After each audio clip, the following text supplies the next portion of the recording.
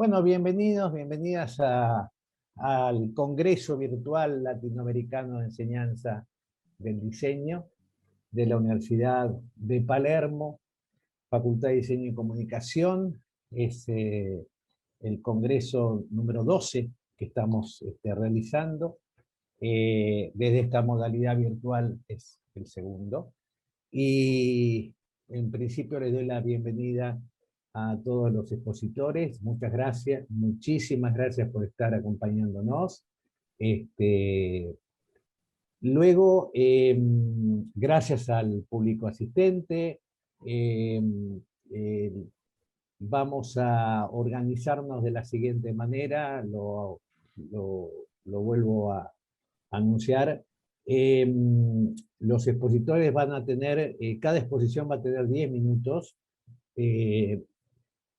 puesto que son varias exposiciones que tenemos, y lograr que en 1 hora y media se pueda resolver cada una de las exposiciones, todas las exposiciones, y una vez finalizado, se pueden hacer preguntas por chat. Cualquier tipo de preguntas por chat. Así estemos todos atentos al chat, así lo vamos a ir leyendo luego a cada uno, y les remito las preguntas, o bien entre ustedes, los expositores, pueden hacerse preguntas, etcétera, etcétera, entre ustedes.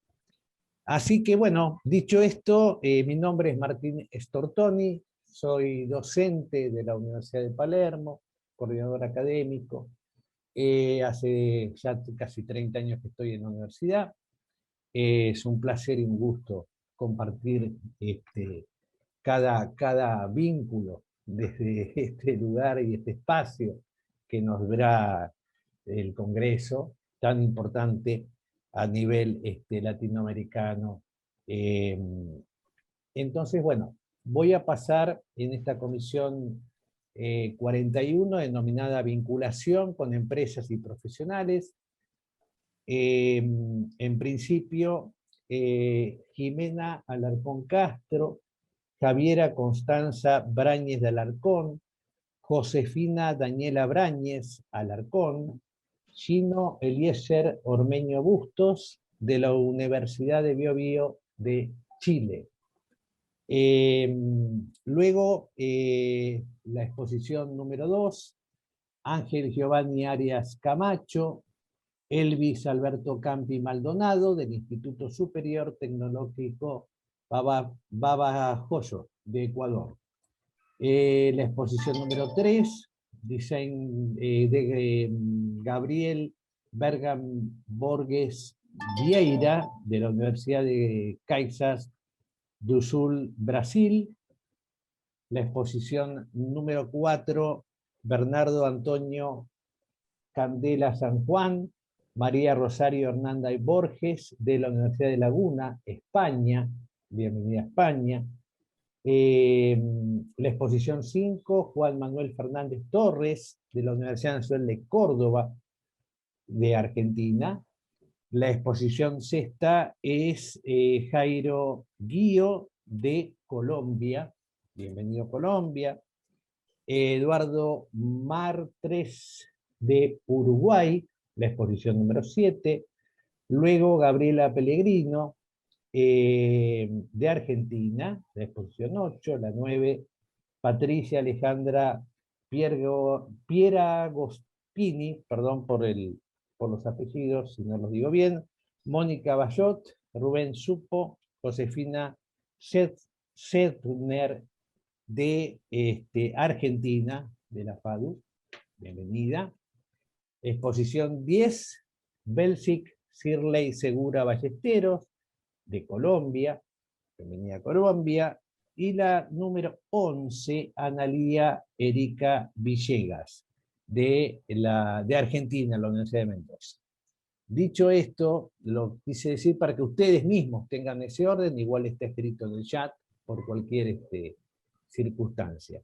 Vamos a comenzar con la exposición número 1, que se denomina Experiencia del Diseño Interdisciplinario en el contexto de las pymes manufactureras. De los que yo nombré, ¿quién ustedes se organizan para comenzar la exposición? Yo me muteo, nos muteamos todos para poder que ustedes tengan todo sin ningún tipo de problema. Así que cuando quieran, adelante. Hola, ¿me escuchan bien? Te escuchamos bien. ¿Se ve bien? Te escuchamos bien. Ok. Bueno, buenos días a todas y a todos. Muchas gracias por esta invitación. Esta presentación tiene por nombre Experiencia de diseño interdisciplinario en el contexto de pymes manufactureras. La ponencia presenta una experiencia de transferencia de soluciones innovadoras por diseño a 15 pymes manufactureras de Gran Concepción en Chile.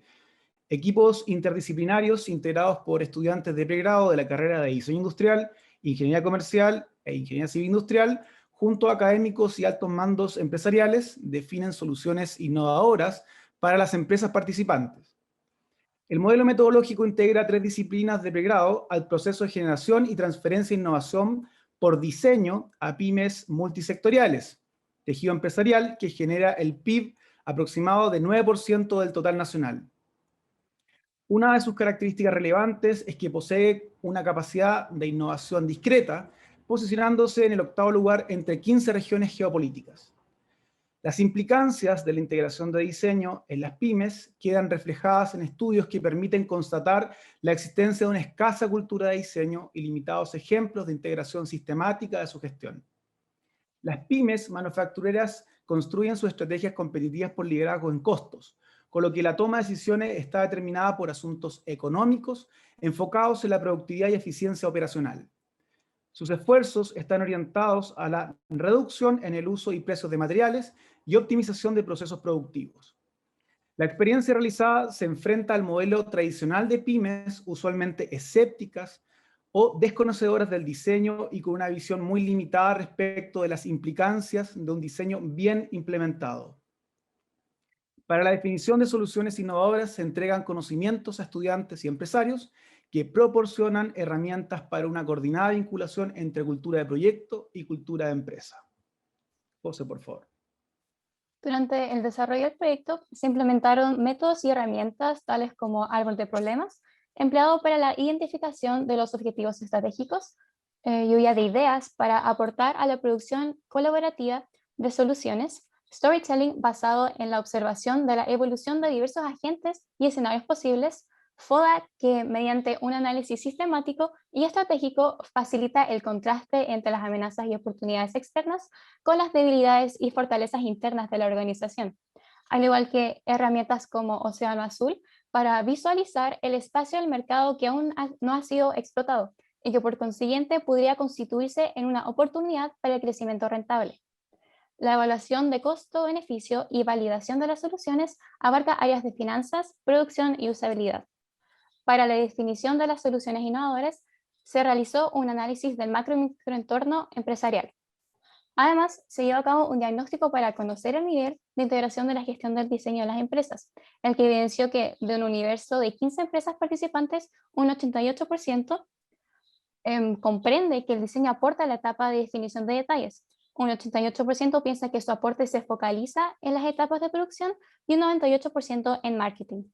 Junto a esta percepción existen limitadas comprensiones de la dimensión comercial del diseño, ya que un 39% lo percibe como una acción útil únicamente para desarrollar nuevos productos o servicios.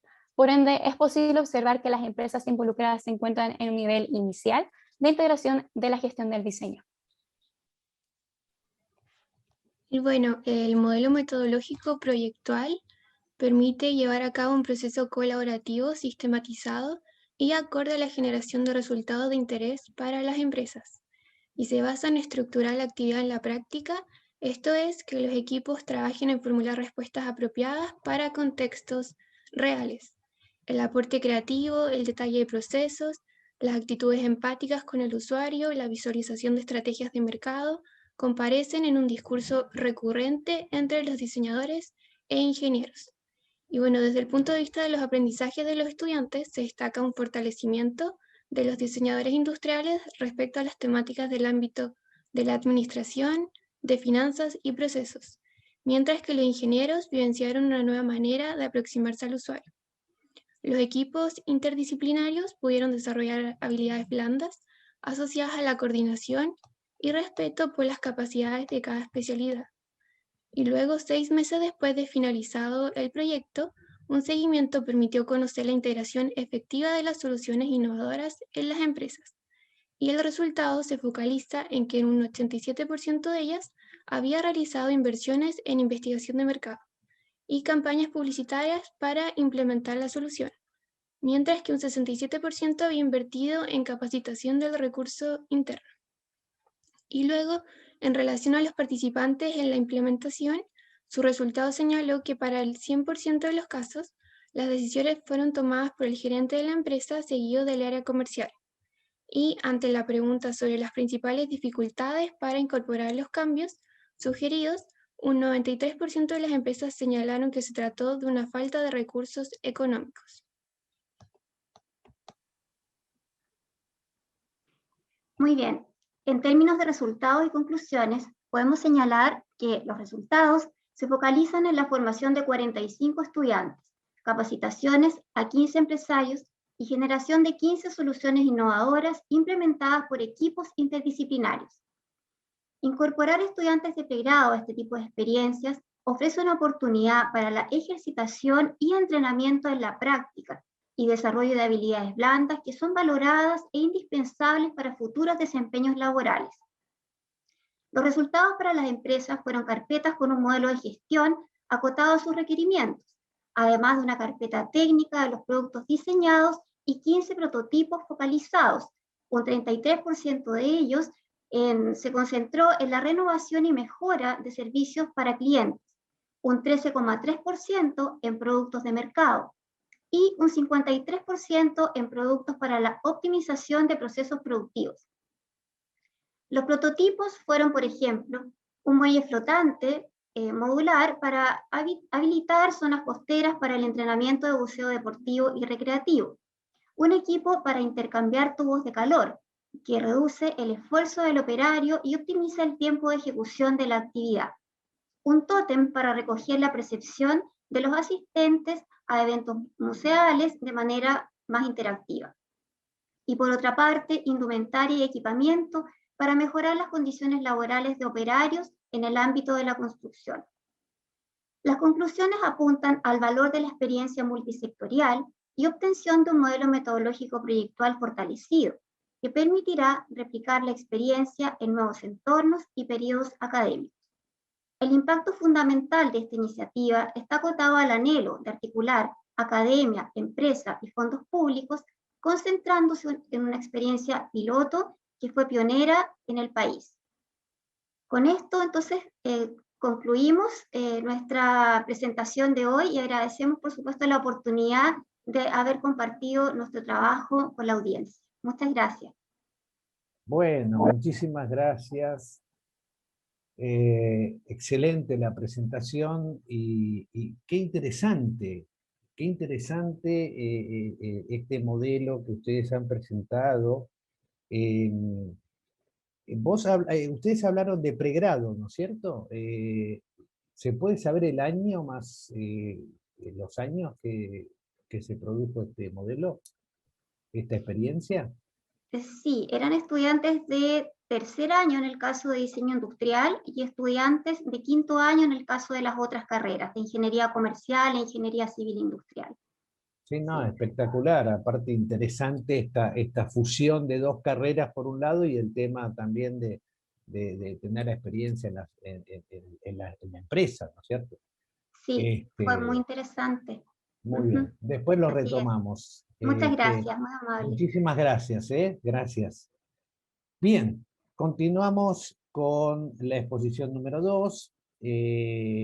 Ángel Giovanni Arias Camacho y Elvis Alberto Campi Maldonado, del Instituto Superior Tecnológico Babahoyo de Ecuador. Y el nombre de la exposición es Elaboración de una guía gastronómica con estudiantes del cuarto semestre del ISTB del Instituto Superior Tecnológico. Así que adelante, cuando ustedes deseen.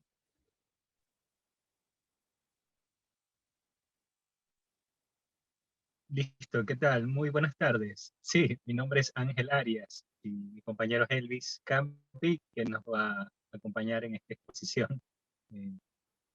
Elvis.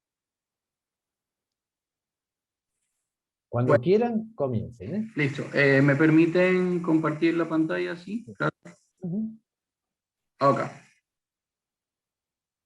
Listo.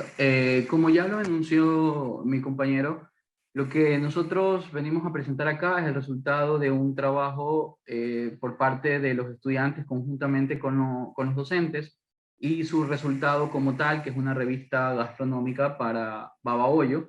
Para contextualizar un poco, somos de Ecuador. Babahoyo queda en la provincia de Los Ríos, y Babahoyo obviamente es su capital como tal. Esta convergencia que nos llevó a presentar esto aquí es bajo el contexto, dentro del contexto de que los estudiantes deben de semestre a semestre realizar proyectos que se llaman proyectos integradores, es decir, que integren la mayor cantidad de materias que están viendo en el semestre y que ya adquirieron anteriormente en un proyecto que tenga un impacto significativo y que vincule con las empresas. Por algo estamos en esta comisión. Entonces, dentro de lo que se hizo, se intentó trabajar por medio de un enfoque cualitativo para poder absorber toda la cantidad de información a través de la parte exploratoria, a través de la parte de observación, y vincular a los estudiantes con ese ámbito profesional, puesto que tenemos el concepto que donde más se aprende es en la práctica y haciendo lo que van a hacer cuando sean profesionales. La población actual que registra el último censo que se hizo acá en el Ecuador, para Babahoyo como tal, es 175.281 habitantes. Eso quiere decir que pues es una ciudad relativamente grande y conlleva a tener una capacidad de adaptación muy buena. Sobre todo con la llegada de la pandemia, se incrementó los emprendimientos locales y la mayoría apuntó a la parte gastronómica. Tenemos como punto referencial, nosotros somos un centro de paso para todas las personas que quieren transportarse de un sector a otro. Es decir, estamos en el centro entre costa y sierra de nuestras regiones. Eso ha llevado a nutrir de mucha variedad nuestra línea gastronómica. Pueden encontrar dentro de nuestra ciudad algo tan sencillo como un plátano o un maduro asado, hasta algo mucho más complejo como sushi, adaptaciones de otro tipo de culturas que nuestros gastrónomos o nuestros chefs les han dado su propio toque. Pero ahí viene el inconveniente, todo eso no estaba organizado o no está organizado dentro de la parte cultural, dentro de la parte turística que lleva muchas veces a incluso pensar de que no hay nada que hacer en cuestión gastronómica dentro de nuestra ciudad. Entonces, lo que se ocurrió, o que se nos ocurrió como docentes y proyectado con los estudiantes, es organizar a través de una guía gastronómica, que inicialmente iba a ser impresa, ¿ok? Pero con la llegada de la pandemia tocó adaptarse y volverla digital. Y eso dio un plus, puesto que los estudiantes pudieron ampliar mucho más el trabajo, pudiendo incluir videos, pudiendo incluir códigos QR de ubicación, cuestiones de mapa, para facilitar al usuario tener una guía que solo con un clic tú puedas llegar al lugar y hacer un recorrido. Te plantea rutas, te selecciona opciones de donde tú puedes encontrar cierto tipo de gastronomía como tal. Dentro de lo que se utilizó para obtener toda la cantidad de información fue, como ustedes lo pueden ver ahí, encuestas, entrevistas y la misma observación para poder determinar cuáles serían los lugares más idóneos. Haciendo énfasis, como ustedes pueden ver en esa imagen, está ahí, que nosotros estamos tan variados porque hay distintos niveles gastronómicos. Es decir, puedes encontrar una señora que sacó una especie de parrilla al corredor de su casa y empezó a vender algo, hasta como ya lugares más elaborados que tienen un acabado, que tienen una arquitectura distinta, que tienen su infraestructura gastronómica adecuada, pero que muchos de esos lugares tienen más de 50 años atendiendo en un mismo lugar y que no tienen una representación gráfica o que están simplemente supervisitados a la recomendación, al decir, ¿sabes qué? Acá puedes ir a comer porque me gustó, etc. Entonces, lo que nosotros quisimos verdaderamente resaltar fue cada uno de estos espacios, cada uno de nuestra diversidad cultural en la parte de gastronomía, los diversos sabores, las mixturas de sabores dentro de lo que ustedes pueden encontrar ahí. Hay restaurantes, como les decía, que ofrecen mariscos, otros que ofrecen cuestiones asadas, y decía que también la parte importante de los estudiantes que colaboraron con este proyecto fue el aprendizaje y tener la vivencia de cada una de estas personas.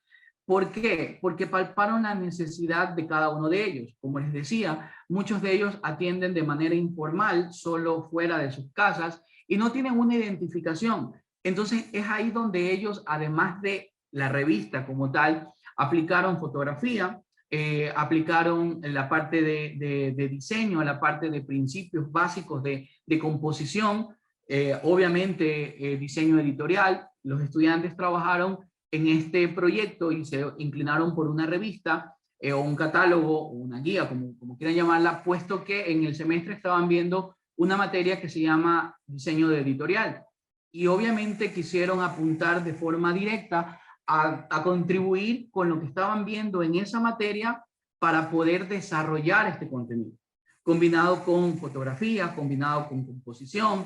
Entonces, como resultado fue la vinculación de los estudiantes con el sector laboral o en este caso con los empresarios de cada uno de ellos. Adicionalmente a esto, la propuesta como tal ha sido presentada o ha sido enviada a los órganos gubernamentales sectoriales como turismo dentro de nuestra ciudad, para que sea incluida o para que sea potenciada y financiada, para que sea publicada para todos y que se pueda llegar a descargar en algún punto y poder servir como apoyo para la parte del turismo.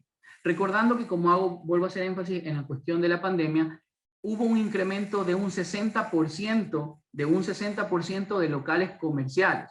Pese a tener cierto tipo de restricciones, muchas personas quedaron desempleadas y no tuvieron nada más que poder emprender de una forma. Hubo también dentro de nuestra ciudad una limitación para atender en el sitio.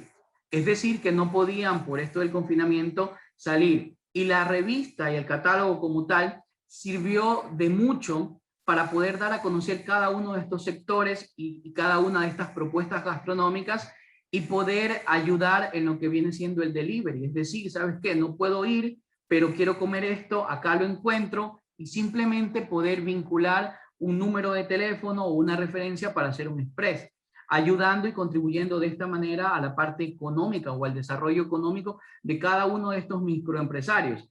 ¿Qué era lo que buscaba el proyecto en sí? Dar a conocer y potenciar cada uno de estos pequeños emprendimientos o grandes emprendimientos que a veces, por ser igual tan grandes, solo manejan una red social, pero no manejan una guía o no se agregan a una guía que les puede dar un plus mayoritario. Básicamente, nosotros con esto de acá llevamos a los estudiantes a que exploten la mayor cantidad de conocimiento que han adquirido durante el semestre, teniendo que es cuarto semestre, están más o menos al 60% de su carrera. Entonces, culminó, bueno, puedo presentar solo la portada como tal por cuestión tiempo de lo que quedó. Ustedes pueden ver ahí que se ha hecho algo sencillo, algo un poco más minimalista, utilizando los colores básicos de la ciudad como tal y la provincia en sí, y lo emblemático que es nuestra catedral. Ustedes pueden verla en el fondo, y la parte gastronómica de Babao. de nuestra parte, como tal, este es el aporte o este es lo que podemos expresar de nuestro trabajo como docentes con nuestros estudiantes. Muchas gracias. Qué bárbaro, qué bueno, qué interesante, ¿no? Esta propuesta que ha surgido desde la diversidad cultural gastronómica, ¿no? Esa diapositiva que pusiste todas las imágenes de los lugares donde fueron de comida es espectacular, ¿no? Se ve bien y se nota bien la diversidad ahí, ¿no? Lo felicito, muy lindo, muy lindo. Muchas gracias por compartir, Elvis y Ángel. Vamos a la siguiente exposición. Design Center UX, como Lux para la experiencia profesional durante la graduación. Gabriel Borges Vieira, de la Universidad de Caxias do Brasil, do Sul, Brasil. Perdón. Si estás, cuando vos me digas y cuando vos quieras, comenzamos. Buenas tardes. Pido permiso para hablar en portugués, para optimizar el tiempo. Adelante. Então, Design Center UX, como locus para experiência profissional na graduação. Sou Gabriel Berman Borges Vieira, designer, tenho graduação, mestrado e doutorado na área, e coordeno o curso de design da Universidade de Caxias do Sul.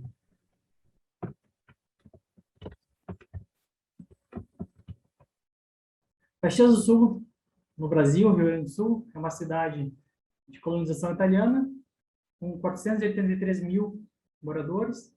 É o segundo maior município do Rio Grande do Sul, ficando abaixo apenas de Porto Alegre, que é a capital do estado. E é o segundo maior polo metalmecânico do Brasil. Um foco forte na indústria,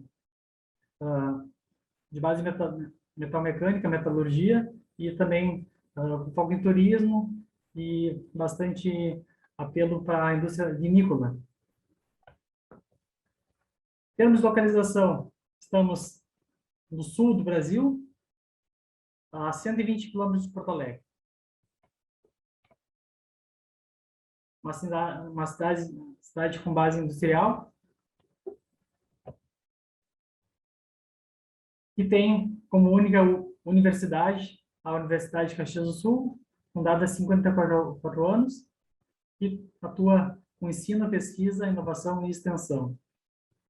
A UX tem outras unidades em outras cidades e está se relacionando com cerca de 1 milhão de habitantes. Campo sede em Caxias do Sul. Uma imagem ilustrando um pouco do campo sede da cidade de Caxias do Sul. O design na UX, ele é um curso que tem uma visão bem abrangente, como característica central, tanto pela estrutura curricular, quanto pelos projetos que ele propõe. Ele acontece num outro campus, também em Caxias do Sul, uma imagem que ilustra, é um campus um pouco mais retirado do centro. O currículo do curso tem como estrutura disciplinas tanto de formação básica como formação específica. As que estão em azul aqui são disciplinas propriamente de projeto, design têxtil, design de calçados, design tipográfico, marca, utilidades domésticas, iluminação, mobiliário. Aqui eu quero dar destaque para duas disciplinas específicas de estágio. Estágio em Design 1 e estágio em Design 2. Uma questão que sempre nos preocupa e nos inquieta é a inserção profissional de estudantes de design e como que a gente pode contribuir para que esse aluno consiga se inserir no mercado. Nesse sentido, a gente tem uma unidade, que é o nosso Design Center, e, em linhas gerais, é uma estrutura responsável para fomentar e conduzir o processo de inovação pelo design para empresas e diferentes grupos. Então, o Design Center, Ele existe na Universidade de Caxias do Sul desde 2015 e tem como foco a prática e aprendizagem de design. Ele é um programa que não está vinculado diretamente a disciplinas, exceto disciplinas de estágio. E ele oferta serviços de design, tanto para contexto interno da universidade, quanto para contexto externo de mercado. É como um estúdio de design dentro da universidade, que recebe as demandas e trabalha com a entrega de projetos. Nesse foco, a aprendizagem do design, ela envolve as diferentes etapas de um projeto em design, a etapa de pesquisa, análise, criatividade, especificação e a entrega de soluções. A nossa entrega, ela é de projeto, né? A gente não chega a desenvolver produtos internamente no Design Center, mas em parceria com empresas a gente consegue viabilizar essa prática. Por meio de estágio curricular ou trabalho voluntários, os estudantes ampliam o trânsito e interagem com diferentes pessoas, grupos, empresas e contextos. Uma imagem ilustrando um pouco do que acontece dentro desse espaço, Design Center. Sessões de brainstorming, sessões de apresentações de trabalho, interação com empresários, clientes internos e externos da universidade. Isso acontece e é possível acontecer porque temos uma sala específica, com instalações que propiciam algumas dinâmicas. Então, lá a gente recebe alguns clientes, lá a gente faz algumas apresentações, a gente cedia alguns eventos de design para movimentar também e fomentar novas parcerias. Essa sala funciona também como sala de projeto. Umas imagens trazendo a infraestrutura da sala. Na sala também a gente tem um acervo de livros específicos, que não é da biblioteca, mas são algumas obras de design para os alunos trabalharem enquanto estão praticando design.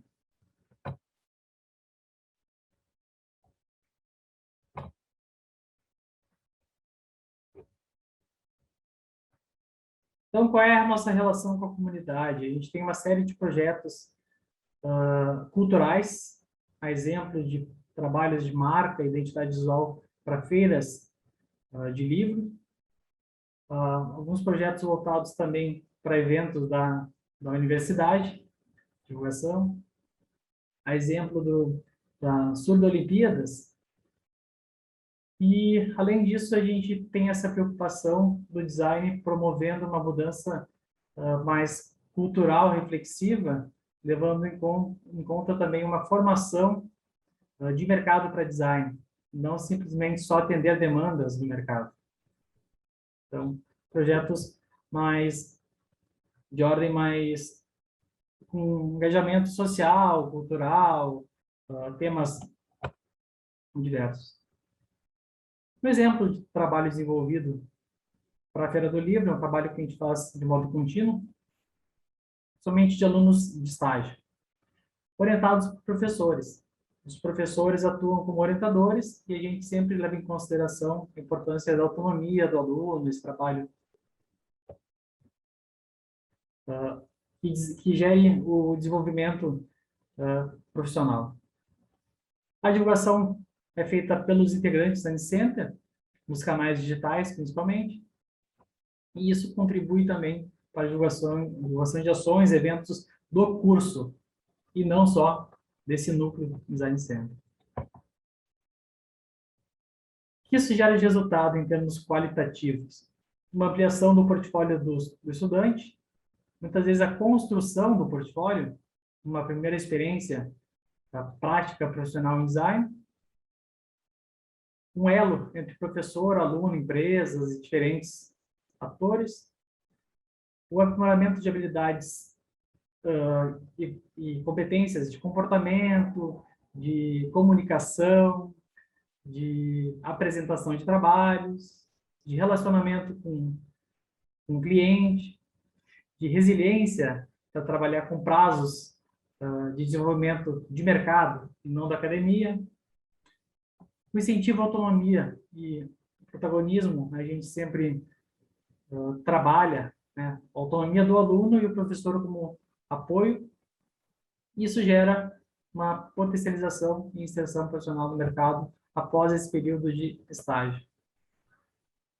Para concluir, por meio do Design Center, os alunos vivenciam uma prática profissional, desenvolvem uma capacidade crítica, uma visão sistêmica e conseguem perceber o impacto do design na cultura material. Muito obrigado. Deixe meu contato e aí um link para acesso ao material do Design Center. Muy interesante, Gabriel. Muchísimas gracias por la exposición. Muy claro, muy interesante la propuesta global, ¿no es cierto? Y la importancia de conducir esos procesos hoy, ¿no? Bien, gracias, Gabriel. Gracias. Pasamos a Bernardo Antonio Candela San Juan, María Rosario Hernández Borges, de la Universidad de La Laguna, España. La exposición es Acción para la capacitación de la profesión en diseño, presentación de caso. Muy bien, muchas gracias. Hola Bernardo, bienvenido. Gracias, muchas gracias por darnos la oportunidad de compartir esta experiencia. Pues como muy bien comentados, la comunicación oral que vamos a exponer lleva como título Acción para la capacitación de la profesión en diseño, presentación de caso. Su autoría es de María Rosario Hernández Borges y mía, de un servidor, de Bernardo Candela, y ambos somos docentes de grado en diseño de la Facultad de Bellas Artes de la Universidad de La Laguna, en Tenerife, en Canarias, en España. El caso que vamos a presentar se circunscribe dentro de este contexto territorial, ¿vale? En el contexto social, económico y medioambiental actual, los profesionales del diseño se enfrentan a la necesidad de resolver una serie de retos vitales para la sociedad que necesitan de unas competencias transversales vinculadas a la deontología de la profesión y a la inserción laboral para el correcto desarrollo de la práctica profesional.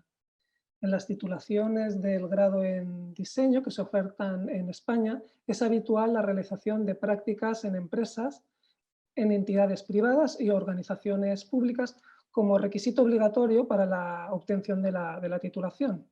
En el caso del grado en diseño de la Universidad de La Laguna existe una asignatura específica para ello que se llama Practicum, que se realiza en el último curso académico y tiene esta finalidad, ¿no? Realizar prácticas en empresas o entidades vinculadas a la profesión del diseño.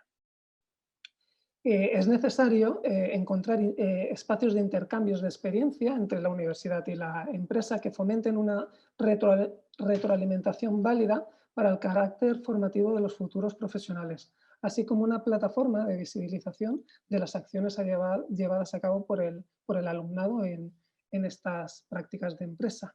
Entonces, el caso que aquí presentamos consistió en un proyecto de innovación educativa llevado a cabo en el curso académico 2019-2020 llamado Diseño y profesión, retos para el perfil de egreso de diseño. Debido a la adaptación de la docencia presencial hacia la virtualización a causa de la crisis sanitaria motivada por el COVID, este proyecto de innovación se tuvo que transformar y realizar un ciclo de conferencias virtuales titulados Los Jueves del Diseño Profesional. El objetivo general de este proyecto fue establecer un marco de reflexión y debate sobre la ética, la profesión, el emprendimiento y la profesionalidad del acto de diseñar. Y nos establecimos unos objetivos específicos que eran acercar al alumnado en estudios de diseño la profesión del diseñador y diseñadora desde diferentes ópticas, como veremos posteriormente, formar al alumnado en aspectos éticos sobre el desempeño laboral y el código deontológico de conducta, enriquecer y complementar la formación académica con las experiencias de profesionales de reconocida experiencia y trayectoria, facilitar fórmulas y procesos que permitieran una transferencia del conocimiento entre la academia, el alumnado, el emprendimiento y el mundo empresarial y profesional, y y identificar y descubrir posibles áreas comunes, ¿no?, de interés mutuo entre el grado en diseño y las entidades empresariales y profesionales que nos ayudan a mejorar la docencia y la formación. La metodología que se utilizó, como he comentado antes, se vio modificada por el COVID, y como estábamos en una situación de confinamiento y luego se trasladó a una presencialidad adaptada en la cual había que tener una prioridad en la virtualización, se realizaron una serie de actividades vinculadas a la ponencia, presentación de casos y foros de discusión y debates por medio de Google Meet. Los temas tratados en las jornadas fueron la ética y la deontología profesional en el diseño, el asociacionismo de los profesionales del diseño, el emprendimiento y las prácticas de empresa como primer contacto laboral. Le doy el paso a mi compañera Rosario para que nos comente el desarrollo de las mismas. Buenas tardes. Bueno, yo les voy a contar un poco en qué consistió, cómo se desarrolló este ciclo de conferencias titulado Los Jueves del Diseño Profesional. Tuvieron lugar a lo largo de las 4 semanas del mes de octubre del 2020. Entonces, cada semana hacíamos una ponencia con un ponente que trataba uno de los 4 temas de los que ha hablado Bernardo. La primera ponencia fue impartida por el profesor Antonio Mañac Moreno, de la Escuela Superior de Diseño, de ESTI, con el título Ética en la práctica profesional del diseño. El profesor Antonio Mañac centró su comunicación en los aspectos éticos de la labor profesional del diseño y presentó una investigación en curso donde analiza los códigos deontológicos de 24 asociaciones internacionales de diseño. Este análisis comparativo le permitirá, él lo plantea como un proyecto, ¿no?, a realizar, definir un nuevo código deontológico para el ámbito del diseño sobre el que se pueda reflexionar, discutir todos los protagonistas de esta profesión. En la segunda sesión, en la segunda semana, se dedicó a las asociaciones de profesionales del diseño en España. Tuvimos 2 ponentes. Una fue Teresa Jular Alfaro, que es la diseñadora y presidenta de la Red Española de Asociaciones de Diseño, READ, es una red de asociaciones que abarca a muchas, quizás creo que no todas, pero muchas de las asociaciones de diseño de España. Y el segundo ponente fue Sergio Sánchez Rodríguez, que era el representante de la asociación, o en este momento estaba allí, es diseñador y estaba como representante de la Asociación de Profesionales y Empresas del Diseño en Canarias, que es la asociación con el acrónimo DICA que tenemos en Canarias. Ambos hablaron de los logros conseguidos mediante las asociaciones y las oportunidades que han tenido precisamente por el hecho de estar asociados, y también de los retos que deben afrontar en ambos contextos, tanto en el contexto nacional como en el canario. En la tercera sesión participó una joven diseñadora, Carla Garrido Puerta, para hablarnos la titulamos ¿Qué hay después de graduarse? Los inicios de la profesión, ¿no? A pesar de su corta trayectoria profesional, Carla probablemente no creo que tenga más de 3-4 años como profesional, de haber terminado su grado. Carla está realizando, en estos años ha realizado una carrera de éxito y tiene una amplia cartera de clientes. Ha obtenido algunos premios en concursos a los que se ha presentado. En fin, su intervención estuvo centrada en los primeros pasos a realizar tras ser egresada. Esto dio lugar a un fructífero diálogo con los asistentes, que en su gran mayoría eran estudiantes, especialmente con aquellos del último curso. Lo vieron como una inspiración, como un reflejo de las acciones y decisiones laborales a tener en cuenta, que iban a tener que tener en cuenta en un corto espacio de tiempo en cuanto terminaran sus estudios. Y en la cuarta y última sesión la dedicamos a las prácticas de empresa y el primer contacto con la profesión. En el grado en diseño hay a nivel nacional creo que está casi generalizado, hay que realizar prácticas de empresa, en este caso lo llamamos practicum, y hay una serie de empresas que están ligadas o que nos permiten precisamente realizar esas prácticas a nuestros estudiantes. En este caso el ponente fue Enrique Armas, que es diseñador y fundador de la agencia de publicidad Hanson Free Open. Una de las cosas interesantes de esta agencia es que ha participado en la asignatura de prácticas desde su comienzo en el año 2014 y ha contratado a 4 de los estudiantes que han realizado prácticas en ella.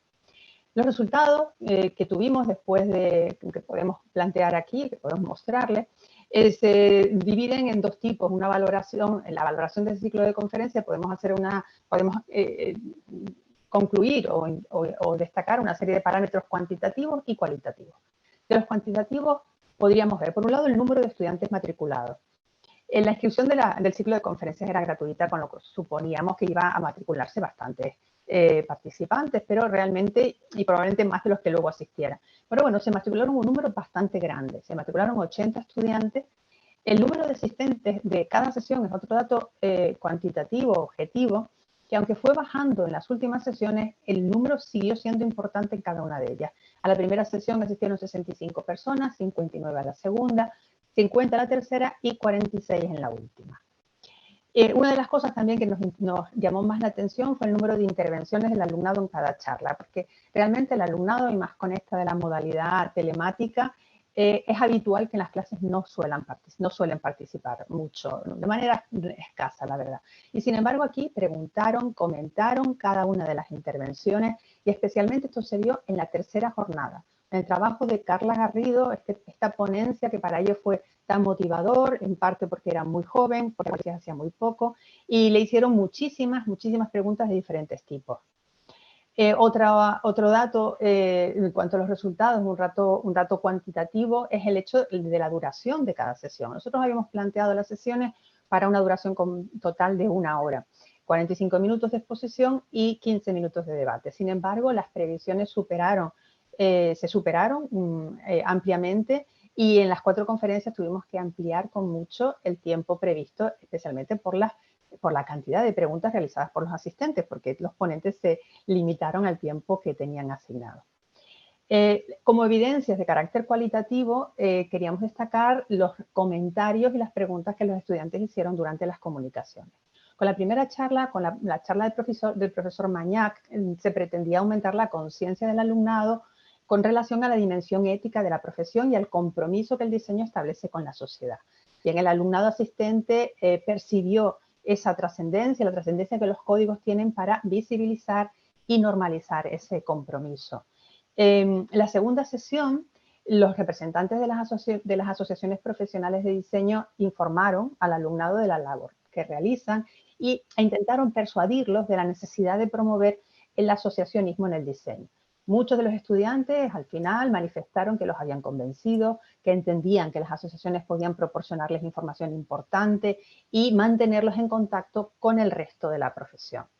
En la tercera sesión, ya lo he indicado un poco antes, Carla Garrido les habló de su trayectoria, respondió muchas preguntas de las que una alta proporción fueron realizadas por alumnado del último curso del grado que hasta ese momento no habían participado demasiado. Solicitaron valoración de los másteres, estancias de prácticas en programa Erasmus, programa de tratamiento de imágenes que usaba la diseñadora, participación en concursos, la importancia de tener un buen portfolio y cómo realizarlo, en fin, incluso los propios organizadores recibimos consultas una vez que terminó la charla de este mismo alumnado. En la cuarta sesión, Enrique Armas, el diseñador y empresario, les habló de su papel como tutor de empresa en las asignaturas de práctica. Y además también intervinieron 3 de los diseñadores que tienen contratados. Rosario, discúlpame, vamos cerrando, ¿te parece? Porque ya se cierro. Les he dicho que el éxito, que creemos que nuestras conclusiones es que quedamos contentos y que el objetivo se ha logrado. Gracias, muchas gracias. Bueno, muy bien, muchísimas gracias. También muy interesante la propuesta general y cómo pasó de lo presencial a lo virtual, ¿no? Esta cuestión que todos hemos tenido. Bueno, bien, vamos al siguiente expositor, Juan Manuel Fernández Torres, de la Universidad Nacional de Córdoba, Facultad de Artes, Argentina. Les Acumastiques, una experiencia virtual para enseñar diseño sonoro. Bienvenido, Juan Manuel. Muchas gracias, Martín. Se me escucha y se me ve bien, todo perfecto, ¿no? Sí, todo bien. Buenísimo. Muchas gracias tanto a vos, Martín, por ser moderador, como a la Universidad de Palermo por el espacio, y personalmente agradezco, pero creo que todos los presentes agradecemos que por más de que tengamos la virtualidad y la pandemia nos podamos seguir comunicando y contactando y conociendo las experiencias. que hasta ahora me deja sorprendido tan en sintonía que estamos todos de diferentes tipos de lugares y con los mismos cuestionamientos como docentes, ¿no? Nada, como un aplauso total a los colegas que están acá. Yo lo que les traigo es una experiencia. Yo soy docente en la Universidad Nacional de Córdoba y aparte también en la Metro, que es una institución privada, también aquí en la ciudad de Córdoba. Particularmente esta experiencia de las acusmátiques fueron con estudiantes de la Metro. Es una carrera, es una tecnicatura en diseño audiovisual, en cine y audiovisual, donde yo doy 3 materias, que es sonido 1, sonido 2 y diseño de sonido. Lo que yo les traigo fue una experiencia que en medio de la pandemia, en la parte más caótica de la pandemia, en donde tuvimos que quedarnos cada uno en nuestras casas, enseñar sonido, que significaba tocar equipos, estar frente a parlantes, entender la idea del diseño sonoro como manipulación técnica, tecnológica y discursiva, se volvió como muy complejo enseñarle a un estudiante que nunca había tocado un micrófono, que nunca había pensado cómo colocar un parlante. Sí vienen de la carrera de construir guiones, de dirigir proyectos, y esta charla se habilitó en los 3 años de la carrera, primero, segundo y tercer año. La propuesta en sí buscaba tratar de acercar a los estudiantes con el contacto profesional. Y se desarrollaron 2 como etapas de las acusmáticas, que es una charla con profesionales, en donde la primera hubo 4 invitados del ámbito directamente de lo que es el sonido para el audiovisual, y en la segunda charla con 4 directores y directoras de acá de Córdoba, porque la carrera se dicta acá en Córdoba. Entonces, para que ellos conozcan, ellos y ellas conozcan, los estudiantes, la perspectiva de cómo se construye cine, cómo se construye audiovisual. El nombre es Les Acusmátiques, como había indicado en un comienzo, por una cuestión de vocabulario inclusivo, pero los acusmáticos en verdad son discípulos de hace muchísimo tiempo, en donde el maestro impartía conocimiento, o el filósofo impartía conocimiento, ocultándose detrás de una piedra, o de un biombo, o de una tela. Entonces, los acusmáticos recibían la información sin ver la fuente directamente, sin ver a la persona que estaba hablando. Se me ocurrió como una manera muy interesante pensar que la virtualidad como pantalla es esa distancia, es ese velo que nos separa, en donde yo no tengo al profesional enfrente, pero igual voy a recibir conocimiento, de alguna manera me voy a seguir preguntando o preocupando como por mi profesión dentro del ámbito profesional. Y también me pasa que como carrera del audiovisual, mis materias que sonido, siempre por ahí se convierten en muy abstractas, o se convierten en algo como que queda en la teoría, en algo de la exploración, porque no es una carrera directamente especializada en el diseño de sonido. Entonces había que incentivar a los estudiantes que van a hacer cines o producto audiovisual el día de mañana en la importancia del sonido. Soy una persona que trabaja de esto con muchísima pasión, no solamente como docente y no solamente como investigador, sino también como diseñador de sonido dentro del audiovisual y en el mundo escénico. Entonces, me parecía que, aparte de dar contenidos teóricos limitados en las herramientas de la presencialidad, de no disponer buen sistema de audio que cada estudiante pudiese escuchar con sus auriculares o lo que fuere, decidí hacer un impasse, invitar a los 3 años en conjunto y hacer partícipes a profesionales del ámbito. Como había indicado, la primera instancia, el primer encuentro de los acusmáticos era directamente enfocados a 4 profesionales puramente dentro del ámbito del sonido para el audiovisual. Pero como la carrera es cine y audiovisual, la perspectiva de construir sonido dentro de este tipo de lenguajes es muy amplia, es muy variada, y de esa manera también pensé a los 4 invitados. Por un lado, pensar que el audiovisual lo encuentro en videojuegos, lo encuentro en series, en plataformas de streaming, en el mismo cine, también en instalaciones sonoras. Entonces era trasladarles a ellos que toda la teoría que veníamos atravesando por autores, la mía propia, las experiencias que algunos estudiantes que están en tercero tuvieron primer año y segundo año en la presencialidad, poder hablar con profesionales y que cuenten sus experiencias como resultado de todo lo que han atravesado. Entonces, en ese sentido, los y las invitadas de alguna manera pudieron aportar sus conocimientos. Desde el ámbito de acá de Córdoba en particular, Juan Manuel Cheli Racic, que es jefe de sonido directo en producciones como televisión y cine, aportó toda su experiencia en el quehacer. intercalado con Evelyn Procini, que ella es compositora egresada del ENER de Buenos Aires, que en ese momento estaba en Europa, entonces ella compartía su experiencia dentro de lo que aporta la composición musical para el lenguaje audiovisual. Por otro lado, Paula Troya, que ella es artista de Foley, incluso ella como recorrido, no tiene un recorrido académico, sino que tiene un recorrido de la experiencia. Ella es egresada de un colegio secundario y viene trabajando hace mucho tiempo en Buenos Aires, en uno de los estudios más importantes para ser artista de Foley. Y como última persona invitada, Luciano, que es íntegramente diseñador de sonido para lenguajes digitales, videojuegos, plataformas. Entonces esa primera experiencia fue hablar puramente de sonido, pero desde los múltiples lenguajes que significa el sonido como diseño audiovisual, para que el estudiante pudiera abrir su cabeza en una perspectiva no solamente del lenguaje, de qué están estudiando, sino también de un posible mercado laboral. Lo que significa el sonido dentro del lenguaje audiovisual es un aporte muy necesario como construcción de lenguaje, como construcción de sentido, como discursividad, pero aparte nos ofrece, dentro de lo que denominamos diseño de sonido, un amplísimo mercado laboral que yo desde la comodidad de mi casa en Córdoba puedo estar postproduciendo, trabajando, editando un proyecto para Europa, para Estados Unidos, para Buenos Aires, incluso dentro de mi misma localidad. Y empezar a entender que uno estudiando ciertas carreras, la perspectiva es enorme cuando hablamos de diseño. Hablar de diseño es la conjunción de un montón de herramientas de orden intelectual, de construir la forma, de proyectar un producto, conjugado a todas las herramientas técnicas específicas que hacen al área. Diseño de sonido implica manejar, conocer ciertos programas, cierta manipulación, cierta grabación. Entonces, estos 4 profesionales les ofrecían a los estudiantes la posibilidad de pensar, claro, con estas herramientas que yo tengo al alcance de mi casa, puedo manipular el sonido, puedo construir este lenguaje y puedo insertarme en este mercado laboral. Y la experiencia, para mí, era sumamente importante de que no fueran 4 personas únicamente de Córdoba, sino todas separadas en diferentes tipos de lugares, que les demuestren a las chicas cómo trabajaban cada uno de sus espacios y que lo más importante del recorrido académico no es solamente el capital intelectual de haber aprendido un autor, sino la práctica como futuro profesional.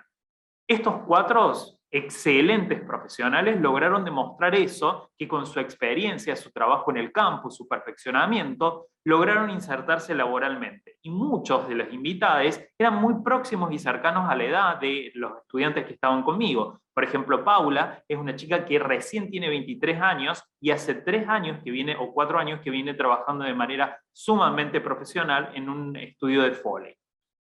Por otro lado, esa fue la primera edición. La segunda edición estaba enfocada a 4 directores y directoras de acá de Córdoba. ¿Por qué? Como la carrera es cine y audiovisual, yo entiendo de que mis estudiantes no todos el día de mañana van a ser diseñadores de sonido, pero si son directores, directoras, guionistas, deben pensar cómo el lenguaje de lo sonoro es sumamente importante en la construcción de sus productos. Y así fue que pensé en directores muy cercanos a próximos a ellos, con los que, ha finalizado su carrera, se van a cruzar en el mercado laboral de Córdoba, en donde pueden estar trabajando como meritorios, como asistentes de dirección, como guionistas para ellos y ellas, y de alguna manera potenciar la importancia de cuando uno escribe un guión, no solamente escribe palabras, sino que define imágenes y sonidos que van a narrar el producto con el cual el espectador el día de mañana va a entrar en código.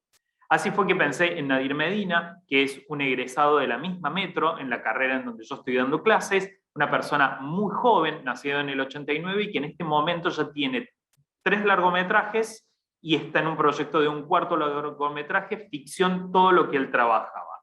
Por otro lado, María Paricio, ella fue estudiante mía de la Universidad Nacional de Córdoba, también muy joven, nacida en el 92, y construye cine con una perspectiva y una sensibilidad muy linda, cine independiente, también de ficción, varios cortos premiados en festivales de Europa. Por otro lado, Julia Pese, que trabaja con cine experimental y documental, tanto aquí en Córdoba como para Buenos Aires y en Europa. Ella es egresada también de la Universidad Nacional de Córdoba, nos hemos cruzado ahí en nuestra formación.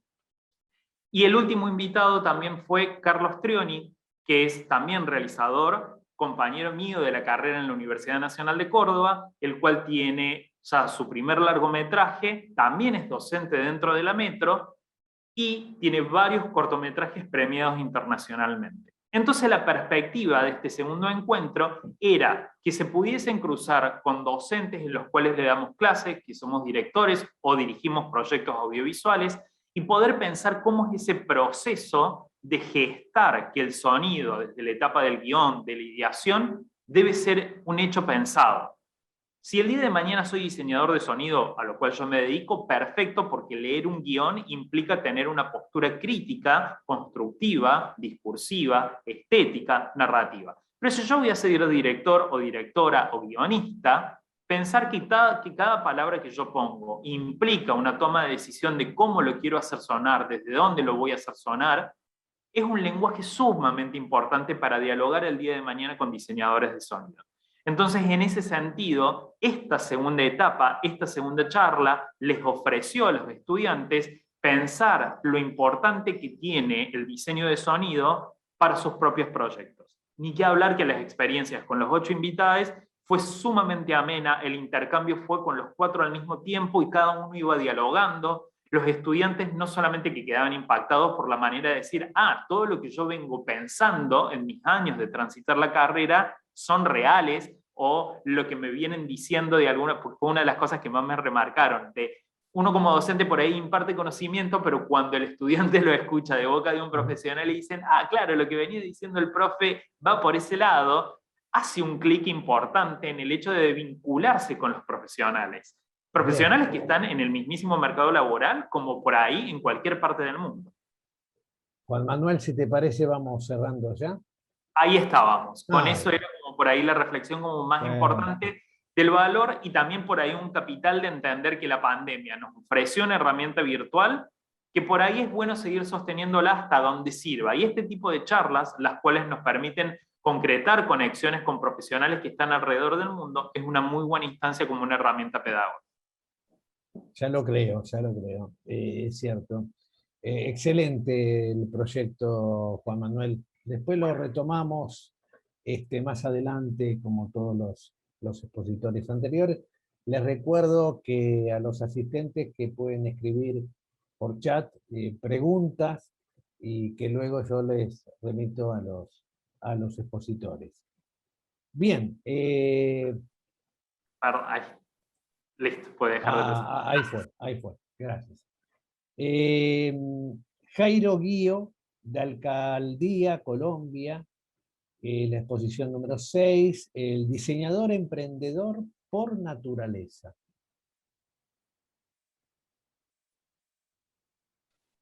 Jairo. Ahí va. Sí, buenos días para todos. ¿Qué tal? Bienvenido. Bien, muchas gracias. Bueno, pues como acaban de decir, mi nombre es Jairo Guío, soy diseñador industrial y me comunico con ustedes desde Colombia. Hermano, pues quiero agradecer y manifestar mi dicha de estar compartiendo este espacio con colegas y diseñadoras de toda Latinoamérica. Como ya fue mencionado, mi ponencia tiene una titulación del diseñador emprendedor por naturaleza. Me parece que este título es pertinente dadas las condiciones actuales que se encuentran muchos diseñadores, que hasta el momento puede que no hayan ejercido su profesión o sigan sin ejercerla en ningún momento. ¿A qué se debe esto? Se ve a que muchas empresas en la actualidad, hablemoslo desde el contexto de Colombia, no tienen idea o no tienen claro el rol exacto de un diseñador industrial. Entonces, para una empresa que es un diseñador industrial, es una persona que hace una tarea simple, fácil y rápida. Entonces, ellos no creen que el diseñador tenga que estar ligado netamente con la producción de la empresa. Lo que ellos creen es que no se garantiza un éxito con un diseñador industrial. Por eso yo considero que el diseñador industrial no debería estar tocando puertas ni esperando alguna condición. El diseñador industrial tiene las capacidades de él estar abriendo las puertas y de estar dándole el apoyo a nuevos emprendedores. Ahí viene la base de mi tema. Digamos, los diseñadores tenemos unas habilidades muy claras que abarca lo estético, lo gráfico, las artes. Entonces creo y considero que el diseñador debería estar, además de buscando un empleo, debería estar formando esas empresas, como acá en Colombia, con las MIPYMES. Digamos, desde el contexto de Colombia, nos podemos dar cuenta que el gobierno se ha dado cuenta que la nueva empresa, que estas MIPYMES están formadas por jóvenes profesionales o jóvenes estudiantes, los cuales tienen proyectos y tienen temas muy interesantes. Tienen proyectos y temas innovadores, los cuales pueden ser vendidos en el exterior o comercializados dentro de cada país. Por eso, digamos, acá en Colombia, en un estudio de la Universidad Nacional, se demuestra que el tejido comercial de Colombia está constituido por el 96% de empresas nuevas, de empresas MIPYMES. Entonces ahí es cuando me parece curioso cómo las empresas más grandes, con una trascendencia y con mucho comercio, no desean contratar diseñadores industriales, pero sí desean vincularse con pequeñas empresas hechas por diseñadores. Entonces, es cuando yo considero que el diseñador debería estar formando empresa. Nos damos cuenta que, digamos, tenemos un promedio de, digamos, estas empresas las tienen que, el gobierno las está manejando con el Ministerio de Tecnología, Información y la Comunicación, que son las TICs. Esto impulsa a que los nuevos emprendedores empiecen a hacer empresa. Se ha demostrado que en los últimos años, el Ministerio de Educación ha impulsado 1.460 nuevas empresas MIPYMES en Colombia, desarrollándolas con profesionales y jóvenes emprendedores. Y el gobierno desea que el 80% de la comercialización nacional empiece a ligarse con nuevas empresas pequeñas. Realmente mi tema es corto y lo que yo deseo hacer entender es que hay una gran probabilidad que el diseñador no se quede buscando empleo, que el diseñador no sea una mano de obra simple, sino que el diseñador empieza a hacer empresa, empieza a contextualizar a las otras empresas de que el diseño es fundamental. Siempre he considerado que normalmente una empresa nos está ofreciendo un producto y si ese producto es exitoso es porque detrás de él trae un buen diseño, un excelente diseñador industrial. Entonces, básicamente mi conclusión es esa. Dejemos de ver el diseño como mano de obra, sino como el futuro de las nuevas empresas, tanto en mi país como de toda Latinoamérica. Bueno, bien. Muchas gracias, Jairo. Excelente y muy cierto, ¿no? Esta cuestión de lo profesional, ¿no? De la importancia que tiene el mercado profesional más hoy, ¿no? En esta actualidad que estamos viviendo, este siglo, ha crecido muchísimo. Y en las pymes sobre todo, ¿no? Nos ha pasado, calculo que en todos los países. Muchísimas gracias. Después lo retomamos, Jairo, con algunas preguntas seguramente. Bueno, bien. Gracias a vos. Pasamos a los expositores. Al expositor, Eduardo Martres, de Uruguay. La exposición es Enseñanza del diseño enfocada en la industria. La experiencia china. Buenas tardes a todos, un gusto participar. Hola Eduardo, ¿cómo estás? Bienvenido. Bien, gracias. Comunicado, siendo casi la 1 de la mañana aquí desde Suzhou, China. En la década de los 70, las fábricas chinas producían casi enteramente para las empresas del país. Pero ahí ocurrió un hecho importante. El líder chino Deng Xiaoping comenzó el proceso de apertura de la economía china a finales de la década de los 70. Entonces el gobierno chino comenzó con una campaña masiva de atracción de inversiones extranjeras. Básicamente buscaban que las fábricas de Norteamérica, de Europa, de Japón, pero también de Hong Kong, de Taiwán, de Singapur, de Corea del Sur se instalaran en su país. Para eso, entre varias iniciativas, crearon las zonas económicas especiales, fundamentalmente la de Shenzhen, al lado de la frontera de Hong Kong. Entonces ahí se instalarían las fábricas de las empresas extranjeras y además una cantidad de fábricas de todos los tipos y tamaños, de empresas de Taiwán, de Hong Kong y también de la China continental se instalarían ahí para proveer a las grandes fábricas de las empresas extranjeras, formando un gran ecosistema manufacturero. La ciudad de Shenzhen, del otro lado de la frontera de Hong Kong, pasó una década de ser la nada a tener unos 10 millones de habitantes. Yo en esa época trabajaba para Philips en Hong Kong, estoy hablando no de esa época de la década de los 70, estoy hablando de fines de los 90, principios de los 2000, y nosotros también, Philips, como todas las compañías, teníamos las fábricas del otro lado de la frontera en la zona de Shenzhen. Mientras que las fábricas de las empresas internacionales, las multinacionales, producían los productos de nuestras propias marcas, había también una cantidad de empresas de Hong Kong, de Taiwán y también de la propia China continental que trabajaban sobre el modelo de OEM, Original Equipment Manufacturing. Eso significa empresas que básicamente le fabrican los productos a otras empresas. Por ejemplo, Apple no tiene fábricas, ellos colaboran con la empresa taiwanesa Foxconn, y Foxconn le fabrica los teléfonos en sus fábricas en China.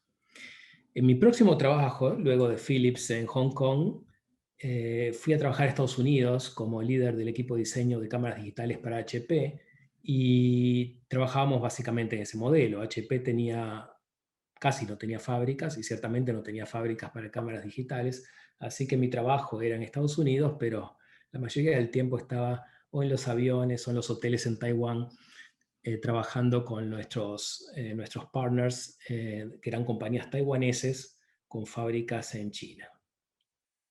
Lo único que nunca delegábamos, siempre delegábamos la manufactura, por supuesto, y en varios casos la ingeniería. Lo único que nunca delegábamos era el diseño, ni el diseño de hardware, que era lo que yo hacía, ni tampoco el diseño de user interface, porque eso es lo que hace que el producto se reconozca como de una determinada marca. Muchas de esas empresas continúan trabajando en ese modelo de OEM hasta el día de hoy.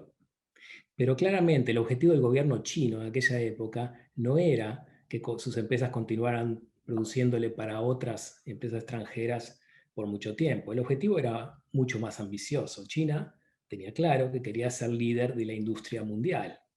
Y eso es lo que China está logrando en el día de hoy.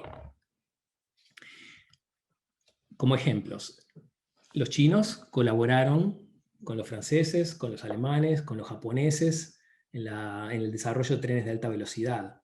Hoy China tiene la red más grande de trenes de alta velocidad, desarrollan ellos solos sus trenes. El otro día probaron uno de levitación magnética, que puede andar hasta 600 km/h de velocidad. En el 5G, los chinos, con Huawei a la cabeza, son líderes. En electrónica están muy avanzados. En otras empresas, como por ejemplo mobiliario, productos para el hogar, no están tan avanzados, pero es solo cuestión de tiempo. Ya lo van a estar. La producción manufacturera de China es de 4 billones de dólares anuales. Billones en la acepción hispana, quiere decir un 4 y 12 ceros, no 4 millones de millones. Estados Unidos es poco más de la mitad de eso.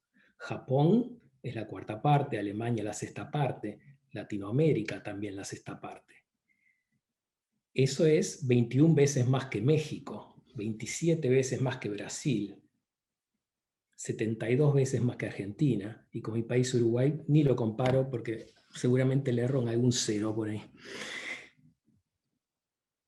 Bien, ¿qué tiene que ver esto con la enseñanza del diseño? ¿Qué tiene que ver lo que les he contado con la enseñanza del diseño?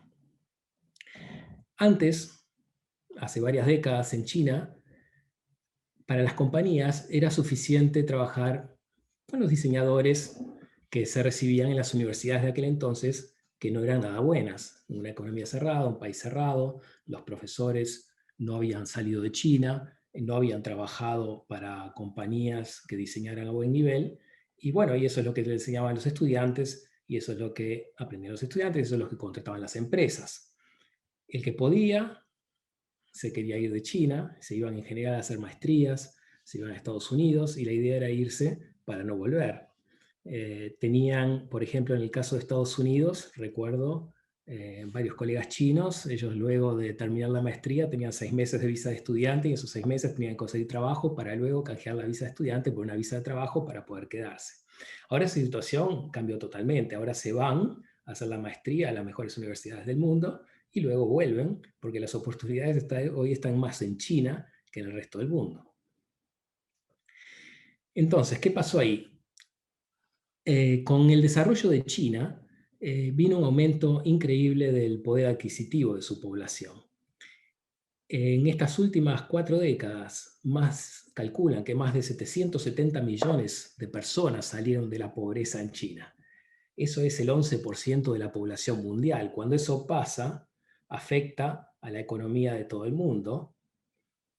Entonces, eso lo que hace es que las empresas extranjeras empiezan a darle más importancia al mercado chino. Cuando yo trabajaba en Philips en mis primeros años en Holanda, antes de ir para Hong Kong, el porcentaje de ventas que teníamos en China era relativamente bajo, no le dábamos casi ninguna importancia. Ahora, para todo ese tipo de compañías, sea Philips, sea la que sea, el porcentaje de ventas en China es muy importante. Entonces, las compañías abren estudios de diseño en China. No hay casi compañía importante, multinacional importante, que no tenga su estudio de diseño en China, normalmente en Shanghai, a veces en Shenzhen. Luego, las empresas chinas deben mejorar sus productos, sea para el mercado interno, porque ahora tienen que competir contra los productos de las empresas extranjeras, a los cuales antes la población no podía acceder, pero ahora sí pueden, y además esas empresas que antes eran desconocidas, ahora están vendiendo a todo el mundo. En Latinoamérica son bastante conocidas, varias empresas en el área de electrodomésticos, Haier, Midea, luego en las computadoras Lenovo, bueno, Huawei en los teléfonos, y varias otras compiten muy bien en los mercados internacionales. Como hay demanda de diseño, los grandes estudios extranjeros se instalan también en China y los estudios chinos también abren y van mejorando. Entonces, lo que nosotros tenemos que hacer en la universidad es enseñarle a los estudiantes técnicas y procesos muy prácticos para poder trabajar en la industria directamente siendo productivos desde el primer momento. Y eso es lo que yo estoy haciendo ahora en una universidad que es una joint venture entre China y el Reino Unido, la Universidad de Liverpool con la Xi'an Jiaotong University de China, crearon una joint venture. Entonces ahí lo que tratamos de hacer es darle a los estudiantes técnicas, procesos, que les permitan ser productivos en la industria desde que empiezan a trabajar en ella, porque acá se trabaja rápido y no hay básicamente mucho tiempo para aprender. Bien, con esto voy cerrando. Agradezco la atención. Gracias. Bueno, muchísimas gracias, Eduardo. Diste un panorama mundial de la situación interesantísimo. Es así, es la formación que creo que la mayoría de las universidades estamos en ese proceso, ¿no? Formar futuros profesionales para mercados ya sea emergentes o mercados ya desarrollados, como el que vos indicaste. Gracias, Eduardo, muchas gracias por estar. Vamos a pasar a Gabriela Pellegrino, es profesional independiente de Argentina, la exposición Cruce de Talentos, Conexiones Creativas para Generar Nuevos Negocios. Hola, Gabriela. Hola, ¿cómo están? Buenas tardes, ¿Cómo te gracias. va? Buenas tardes. Bueno, gracias por la presentación. Y más que una exposición de algo, me gustaría que estos 10 minutos pudieran ser como un espacio para reflexionar. Si yo les preguntara, y voy a compartir pantalla, un segundito. Si yo les preguntara, ¿qué tienen en común? Voy a poner pantalla completa, así lo ven bien. ¿Qué tienen en común estas personas? Músicos, una maestra, un bombero, un arquitecto. Por ahí a simple vista dicen, nada, no sé, o son personas, ¿no? Pero sí, seguramente si los sentamos a hablar entre sí, en un ratito van a poder encontrar un montón de gustos en común, habilidades que cada uno aplica en lo que realiza, y un montón de ideas que pueden empezar a generar en conjunto. El cruce de disciplinas a mí es un tema que me apasiona, lo trabajo, bueno, en mi caso trabajo como coach, especializada en coaching para artistas, para acompañarlos a lanzar su carrera o a impulsarla. Y justamente en uno de los módulos, que es el de la parte de creatividad, hacemos unos ejercicios para que ellos puedan vincularse con otras ramas que no tienen nada que ver con el arte. Y ahí empiezan a salir ideas que muchas veces parecen locas, pero que después las empiezan a bajar a lo concreto, las convierten en un plan y después terminan siendo un producto o un servicio que brindan. Hoy en día creo que estamos como en una era en la que no podemos quedarnos solamente con lo que aprendimos de nuestra disciplina, ¿no? Es como que necesitamos tener como una mirada más amplia, más multidisciplinaria, y cuando queremos pensar en algo distinto, algo innovador para agregar a lo que hacemos, podemos inspirarnos en cualquier lado, ¿no? Desde en la casa mirando cómo se comporta mi familia, cómo se comportan mis amigos, bueno, en la universidad, por supuesto, o yendo al supermercado, ¿no? O sea, mirando a la gente cómo actúa, qué es lo que busca, lo que más le interesa, o hasta, no sé, esperando el colectivo y mirando a ver qué pasa alrededor, ¿no? Y si queremos encontrar, hay una frase que dice, donde pones el foco, en eso te conviertes, ¿no? Y donde pones el foco, eso es lo que crece. O sea, si ponemos el foco en ver nuevas oportunidades, seguro que las vamos a encontrar. Y esto de vincularse con otras disciplinas que no son la propia, puede ser como muy enriquecedor, no solamente para inspirarnos, sino también porque nos permite compartir audiencias, llegar a un mercado que por ahí no lo teníamos en cuenta, y usar como esos dos tipos de pensamiento que son no solamente el lógico, el racional que estamos acostumbrados a ver las cosas desde una perspectiva, sino también ese pensamiento divergente que tiene que ver con ideas que pueden llegar, que al principio por ahí no tienen mucho sentido, pero que después las podemos tomar y pueden resultar un valor agregado en lo que hacemos. Entonces eso es fomentar, miren, les voy a dar algunos ejemplos, ¿no? Por ejemplo, en las artes se da mucho, a ver si puedo pasar Refilmina, ahí está. En las artes hay cruces con un montón de disciplinas, y no solamente artistas, ¿no? Cada uno con lo que haga puede hacer el experimento, ¿no? Pero voy a dar unos ejemplos como por ahí les sirven de inspiración. Hay un proyecto que se llama Tríada, que pertenece a Esteban Ariaudo, con quien estuve hablando antes de esta ponencia, justamente para conocer, para inspirarme. Y él es arquitecto y es músico. Entonces se le ocurrió vincular esas dos disciplinas y diseñar espacios arquitectónicos basados en patrones musicales y viceversa. Componer música inspirada en edificios que a él resultaban como interesantes. Entonces es como ese cruce que quizás, si uno lo piensa, digo, ¿qué tiene que ver? Y sí, ¿no? Siempre hay una forma de conectar. Después, por ejemplo, el arte del origami, como pueden ver la foto, sirvió mucho a los ingenieros aeroespaciales para que pudieran elaborar y plegar el material espacial para que pudiera caber en un espacio más pequeño y mandarlo al espacio. Y después, bueno, la inteligencia artificial vinculada con el arte, hay artistas robots, sabemos que hay varios, Aida, Sofía y otros que ya hacen creaciones y esas creaciones las exponen en museos conocidos, físicos, presenciales. Y como este tipo de ejemplos hay un montón, ¿no? Podemos mencionar miles de ejemplos. Por ejemplo, en la música, yo es lo que más por ahí conozco por tratar con ese público, ¿no? Vinculada con la gastronomía. Hay estudios de la Universidad de Oxford sobre cómo influye la música en el sabor de las comidas. Por ejemplo, en un restaurante, de acuerdo a la música que ponen, la gente tiene determinada experiencia. Lo va a sentir o a oler de determinada manera, como que el sabor, dicen ellos, que es algo mental, ¿no?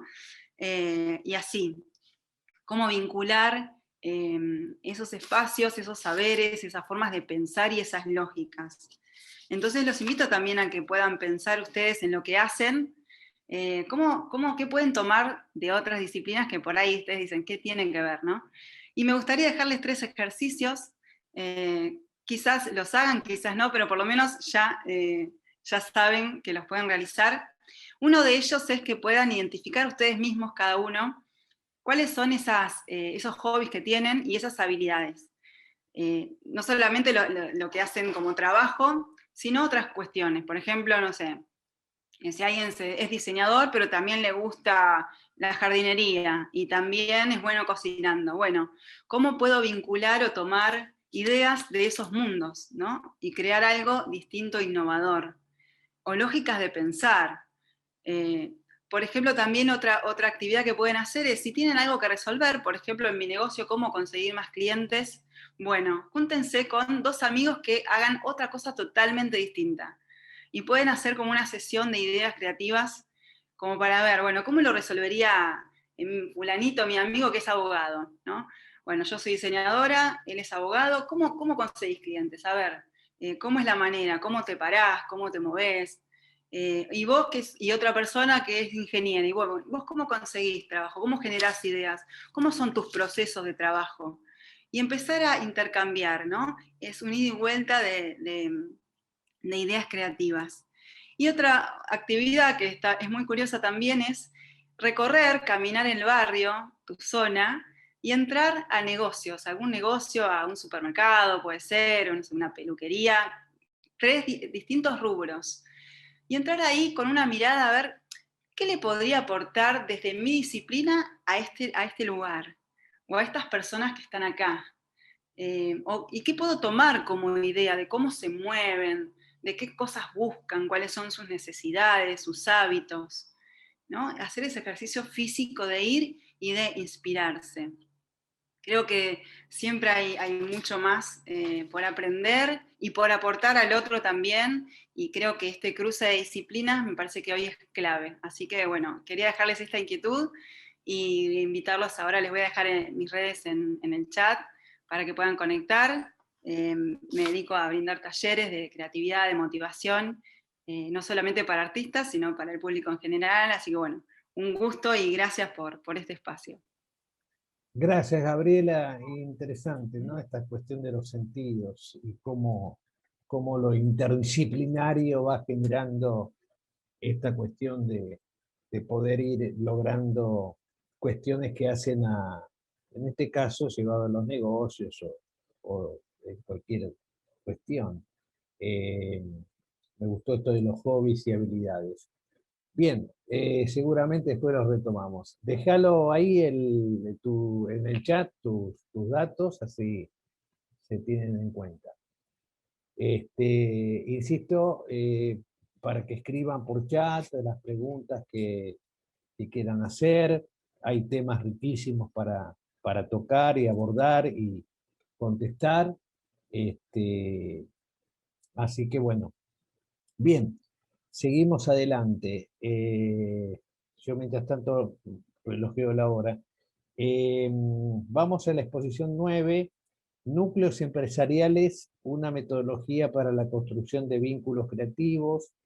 Patricia Alejandra Peragosti, Mónica Bayot, Rubén Supo, Josefina Setner, de la FADU, de la Universidad de La Plata, Argentina.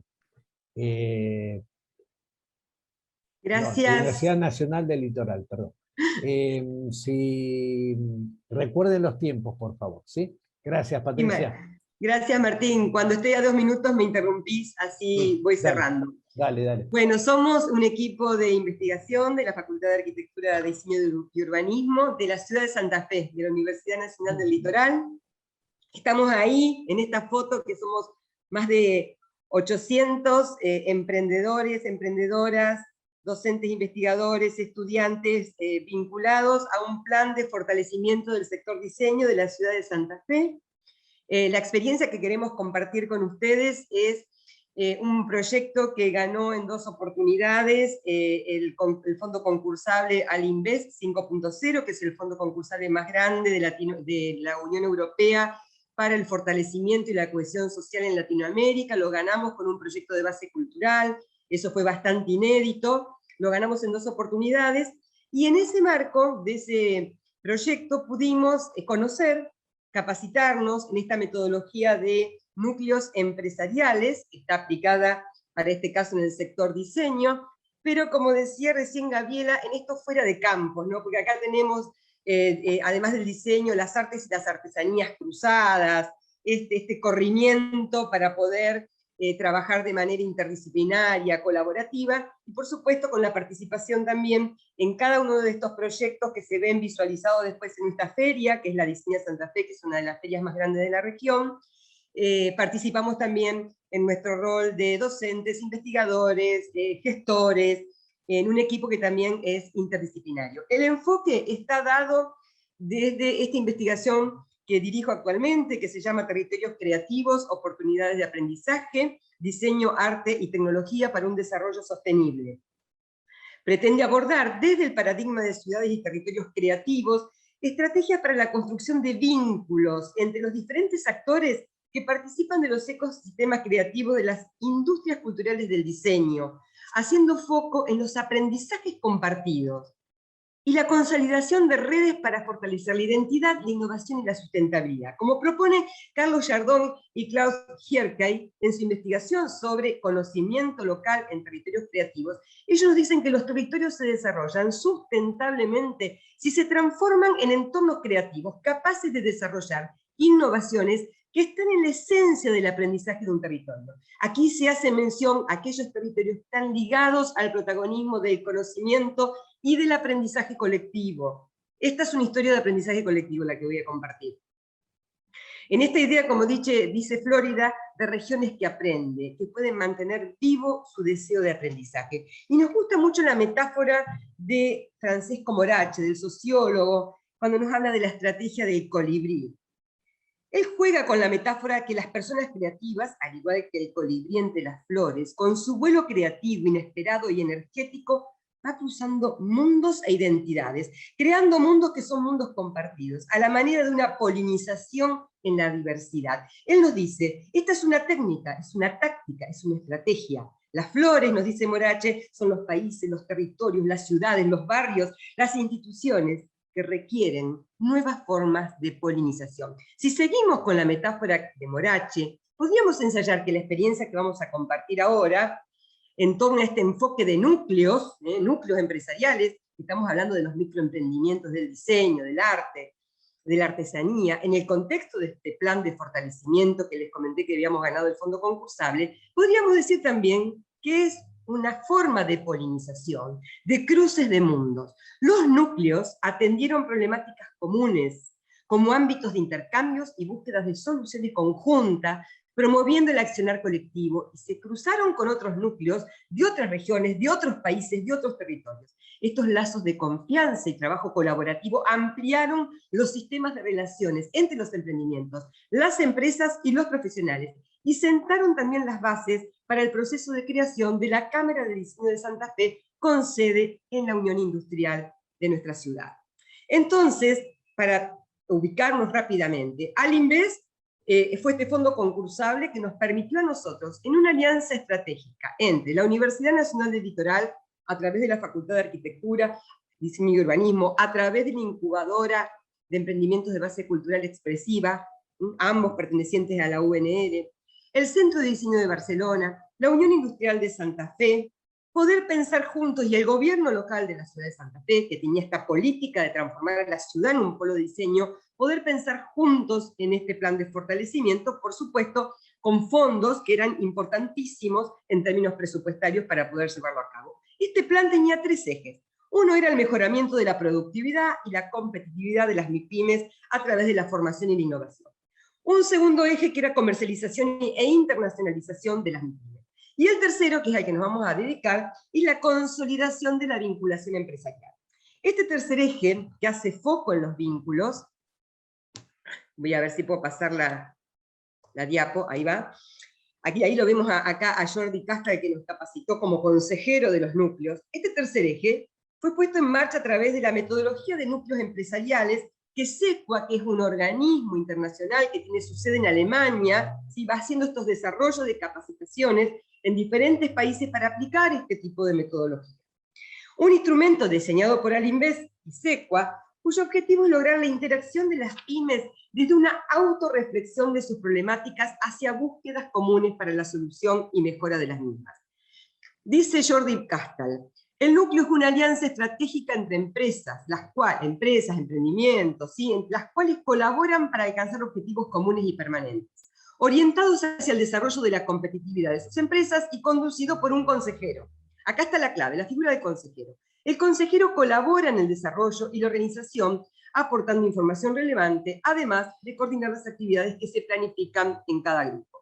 Interesa especialmente compartir este enfoque desde las capacitaciones que nosotros recibimos, docentes, estudiantes, gestores, ¿sí? Investigadores, por el experto de SEQUA, en este caso al arquitecto Jordi Castal, hasta su puesta en marcha en el ecosistema de emprendimientos de diseño por las fortalezas a la hora de identificar problemas concretos, encontrar soluciones viables en concordancia con la experiencia de los participantes y analizar alternativas en la gestión empresarial.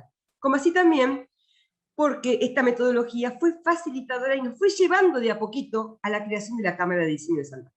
Cada núcleo está integrado por un grupo de no más de 10 emprendimientos, con un consejero. El consejero, en términos de síntesis, ¿cuáles son los roles que tiene? Bueno, tiene que identificar, organizar y realizar actividades en los núcleos. Quiero aclarar algo. Si bien nosotros tuvimos laboratorios interdisciplinarios, en el caso del núcleo se organizan sí por rubro. La marroquinería, la indumentaria, los objetos, indumentaria y textil, el diseño de la comunicación visual, porque trabajan después entre consejeros y entre núcleos. Entonces, por un lado los lab interdisciplinarios. Al momento del núcleo es por rubro.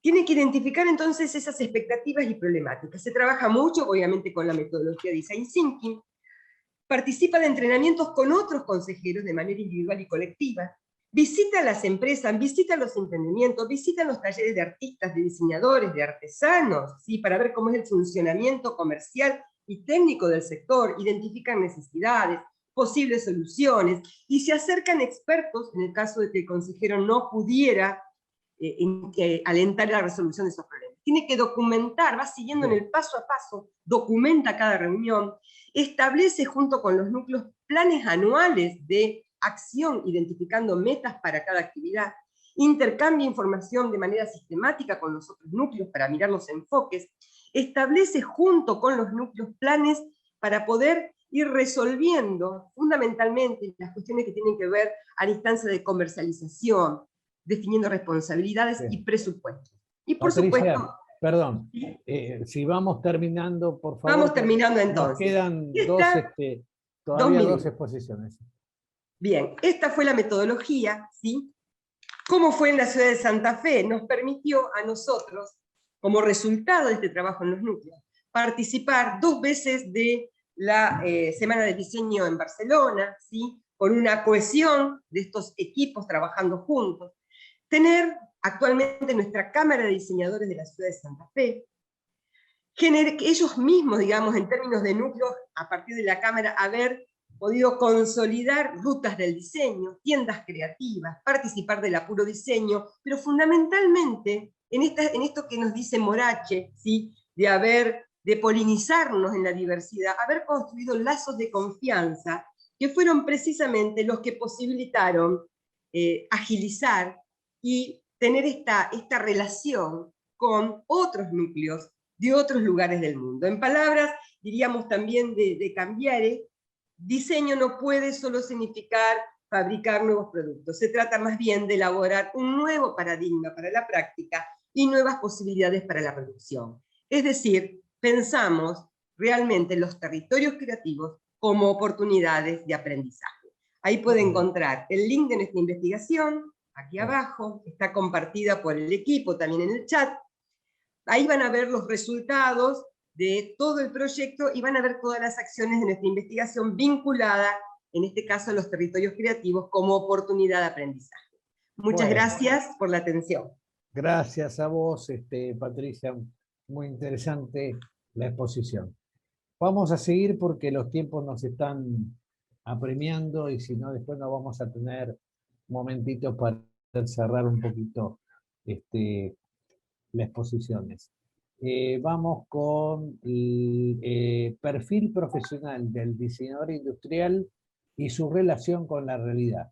Desde Colombia, la Universidad Autónoma de Colombia, Belzic Sirley Segura Ballesteros. Adelante, cuando quieras. Buenas tardes, mi nombre es Belkis Segura. Bueno, la ponencia tiene como título Perfil profesional del diseñador industrial y su relación con la realidad. El artículo que se desarrolló quería brindar una perspectiva sobre la inclusión laboral de diseñadores industriales jóvenes, buscando entender cómo universidades y programas de diseño pueden vincular estrategias nuevas, construyendo modelos educativos laborales que tengan la capacidad de ser más competitivo el profesional. Presentarlos en los escenarios que pueden modificar el perfil del diseñador o las posibilidades de adaptarse adecuando el desarrollo en esta profesión. Desde la misma manera, lo que se quería brindar es una reflexión sobre la importancia de renovar o transformar los de programas o sistemas educativos que se mantienen vigentes desde la Academia para Futuros Diseñadores y sus competencias. Desde la perspectiva teórica, se planteó el problema de investigación en el que se establece que hay una ausencia de estudio sistémico de los factores en el entorno que afectan la vinculación del diseño industrial en Colombia y las posibilidades y la dificultad que hay en las posibilidades de inserción laboral. Entonces, se establecen situaciones desde 4 escenarios, lo político, económico, social y productivo, en los cuales se hace una revisión desde lo académico y la pertinencia del objeto de estudio en el caso de instituciones públicas y privadas. El diseño industrial se articulan reflexiones que evidencian la amplitud de la disciplina, del hacer y el pensar, incorporándose en actividades de industria y de bienes y servicios, aportando su capacidad proyectual con innovación estratégica. A partir de eso se establece que es posible que el diseñador industrial resulte reconfigurando sus habilidades y perfil para adaptarse a nuevas demandas. Entonces, la sociedad está en un contexto cambiante que remueve aspectos estructurales desde su cultura, política, lo laboral, y también se presenta un obstáculo en la inserción de trabajos que cualifiquen el nivel profesional de acorde a los estudios cursados por el diseñador industrial. Se vuelve también subjetiva. Y del mismo modo las posibilidades del sector productivo en la validez y la credibilidad para asumir el diseño. Entonces, del mismo modo el posicionamiento del profesional. Dentro del diseño y la inclusión, una de las apreciaciones que recurrentes que se reflejan respecto a las universidades en Colombia es que no preparan a sus egresados para el mundo real. Entonces se convierte en una preocupación también sobre la inclusión laboral, pero también para quienes promueven el diseño y la innovación. Entonces, siendo pues el diseño un eslabón y una disciplina esencial en el proceso de desarrollo. Entonces, es transdisciplinaria y se encuentra presente en casi todos los objetos y sistemas que rodean al ser humano. Se aborda también el posicionamiento del diseño industrial, pero en relación al ejercicio laboral. Entonces, se infiere que la empresa colombiana no se trabaja en un conjunto, no se trabaja en esfuerzos colectivos, sino en esfuerzos individuales que no se puede generar un factor diferenciador en nuestra economía. Entonces, digamos, la empresa al observar el portafolio de un diseñador reconoce coloquialmente la habilidad de hacer cosas bonitas, pero no reconoce su proceso de diseño. No reconoce el proceso de análisis, el cotejo de una serie de valores para resolver una problemática específica y generando una solución óptima para un determinado entorno. Entonces, desde la praxis profesional, el diseñador también está sujeto a la realidad productiva del país. La academia evalúa las competencias y las aptitudes que forman el diseño, pero el sector productivo es el que da requerimiento para la vinculación del diseñador industrial. Entonces, es de aclarar que los procesos que afectan la industria, en el caso colombiano, afectan también al diseñador industrial. Entonces, en este marco, la economía colombiana pues viene atravesando una desindustrialización y en este proceso se caracteriza como una desaceleración en el ritmo de crecimiento de la producción industrial. Entonces, hay una disminución gradual de la participación del valor agregado a la industria y también de la producción agregada nacional en la industria. Y del mismo modo, la pérdida sistémica y declive de la participación en el empleo en la industria. Entonces, Pero también surge algo interesante que también es, ¿qué pasa con esos sectores productivos o procesos productivos que estén neutrales y activos, donde cada vez son más diversificados, que favorecen al diseño industrial, encuentra esos nuevos horizontes? La práctica, nuevos horizontes diferentes a la práctica tradicional. De todos modos, cabe aclarar que pues, esta postura no significa que el diseñador debe ignorar del medio donde proviene. Significa que entre un marco de poder formalizar el diseño industrial y sus desarrollos y servicios que brinda, puede empezar a poder entender si hay nuevos paradigmas o conceptos de industria.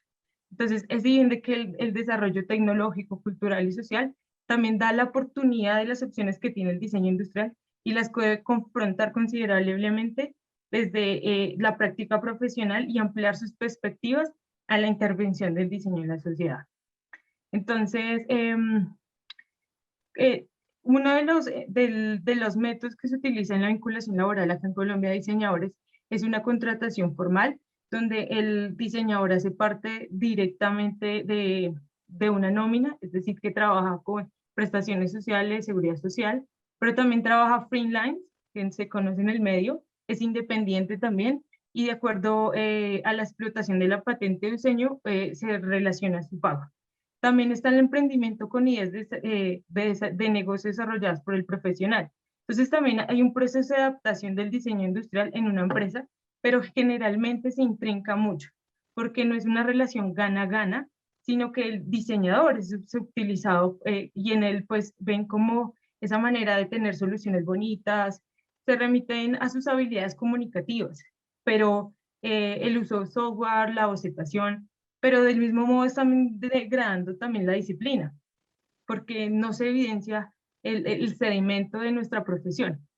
Entonces, diversas circunstancias afectan el posicionamiento del profesional en Colombia. Es difuso entender o definir muchas veces qué es el diseño o una definición del objeto de estudio del diseño industrial, pero también cabe reflexionar acerca de la conformación de la identidad profesional del diseñador industrial, una figura altamente relevante para la sociedad y de la cultura contemporánea, pero escasamente también reconocida.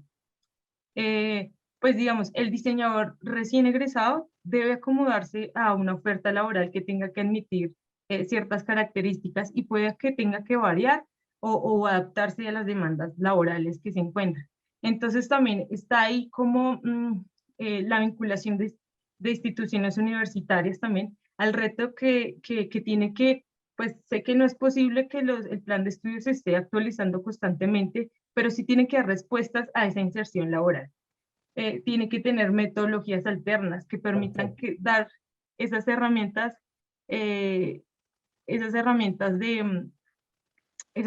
para ser mucho más competitivo al profesional. Muy bien. Si querés ir cerrando ya, sí, perfecto. Estamos con los tiempos. Bueno, ya cerrando como tal, el campo laboral que se ofrece para diseñadores está en un eje de empresas manufacturas y de servicios, pero también ahora se requieren diferentes habilidades, diferentes capacidades y conocimientos relacionados a tecnologías de punta.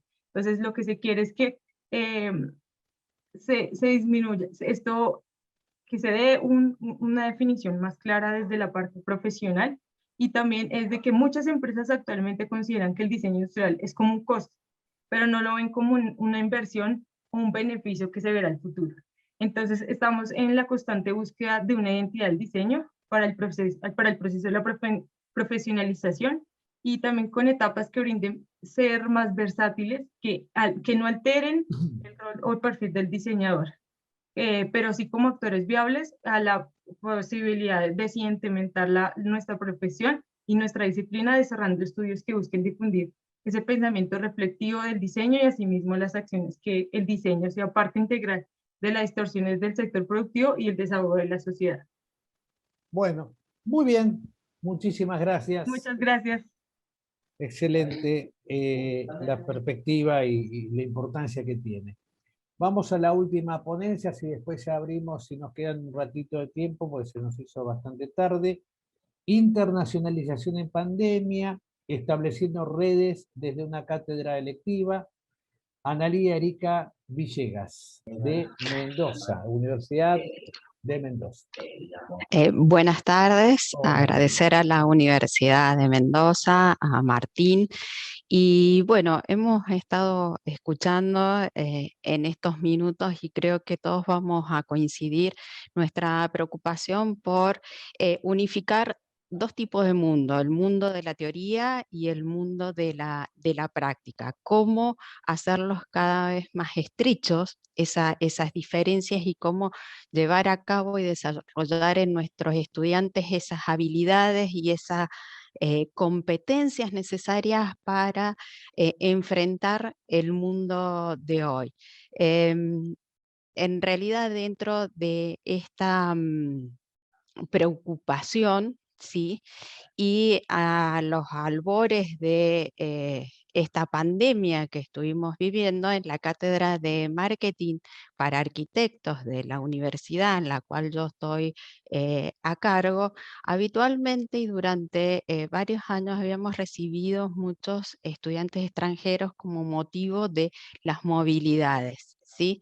Desde mexicanos, colombianos, españoles, y sinceramente nuestra actividad dentro de la clase había sido muy enriquecedora de acuerdo a los intercambios, ¿sí?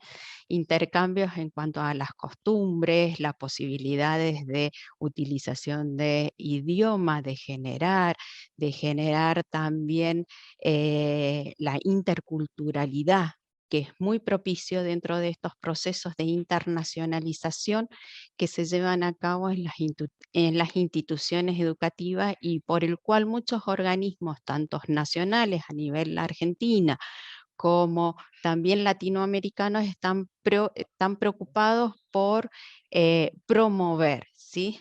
Y un poco a esto viene el caso de que hay una frase muy significativa a la hora del desarrollo de la actividad, que siempre se dice que se piensa globalmente, se debe pensar globalmente, pero se debe actuar localmente. ¿Y cómo podemos llevar a cabo? Era algo habitual en estas movilidades y en estos intercambios habitualmente que teníamos, pero ¿qué sucedió en pandemia? ¿Qué podíamos hacer bajo esta situación? Lo que se nos ocurrió, y no se nos ocurrió, sino dentro de este proceso de internacionalización, es una de las actividades que se puede llevar a cabo, que es la internacionalización en casa, ¿sí? Que es como un estudiante a través de esta virtualidad puede cursar una materia, como también los contenidos de nuestros programas tienen contenidos internacionales, cómo introducir también los idiomas.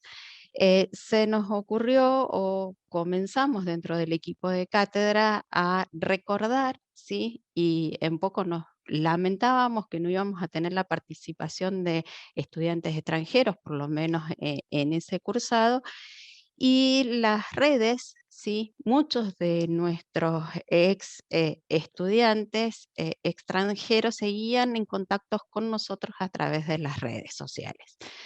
A partir de allí surgió la convocatoria a ver qué estaba pasando con esos estudiantes en el extranjero. Y ahí convocamos a una charla, a una conferencia, a un intercambio de una de las arquitectas mexicanas que había cursado con nosotros hacía 2 años y que estaba teniendo un gran desarrollo a nivel laboral en las empresas constructoras en México. Jessica Guido expuso, y no solamente expuso, sino dio un intercambio de toda su experiencia, desde su comienzo, desde lo laboral, ¿sí? Cómo introducirse en ese mercado laboral, en aquellos aspectos culturales y desafíos culturales del medio laboral que tuvo que realizar en México, y cómo tuvo que continuar y en qué aspectos continuar toda su capacitación. Y también de esos miedos que siente el joven profesional para la inserción dentro del ámbito laboral. Algunos de ustedes habló de las habilidades blandas. En esa charla se les preguntaron qué habilidades blandas se necesitaban hoy en día para el desarrollo de la profesión, o ella visualizaba. Algunos de ustedes también mencionó esa dinámica y esa motivación por seguir preguntando de esos pares en cuanto a edad, y que verifica un poco lo que los docentes decimos habitualmente en el aula, o damos consejos, y que por ahí es como damos consejos a nuestros hijos y nuestros hijos no nos creen a no ser que otro se lo diga. Bueno, ese pares logramos verificar en realidad esa información desde los pares y de los directamente. ¿Cuál es el gran desafío que nos queda hoy en día bajo la cátedra? Es que esto se establezcan verdaderamente redes, ¿sí? Y que esto siga, y esto también se mencionó, de esta virtualidad fue una posibilidad, pero de qué manera se va a continuar en sí, y de qué manera las instituciones educativas hagan de estos aspectos ejes transversales dentro de las instituciones, y que sea parte de una estrategia, y que brinden toda una infraestructura para poder llevar a cabo. Y en realidad el fin primordial es preparar, capacitar y lograr una verdadera competencia en los futuros profesionales y una buena inserción laboral de ellos. Muchas gracias. Bueno, muchísimas gracias, Analía. Es interesante, y creo que la reflexión pasa por ahí, ¿no? Esta cuestión de la preocupación y ocupación que cada uno de nosotros tenemos entre la teoría y la práctica, que cada profesional, cada universidad, cada institución lo lleva adelante. Bueno, no nos quedamos sin tiempo, son las 14:30, no tenemos ni tiempo para conversar entre nosotros, porque ya viene otra comisión detrás de esta, entonces tenemos que preparar la sala. Les agradezco infinitamente por haber estado, seguimos en contacto, seguimos adelante con el Congreso, si quieren está la agenda para poder estar junto a nosotros. Gracias por todo, les dejo un saludo enorme desde acá Argentina, para todos y todas. Gracias, hasta luego. Chau, chau, chau, chau.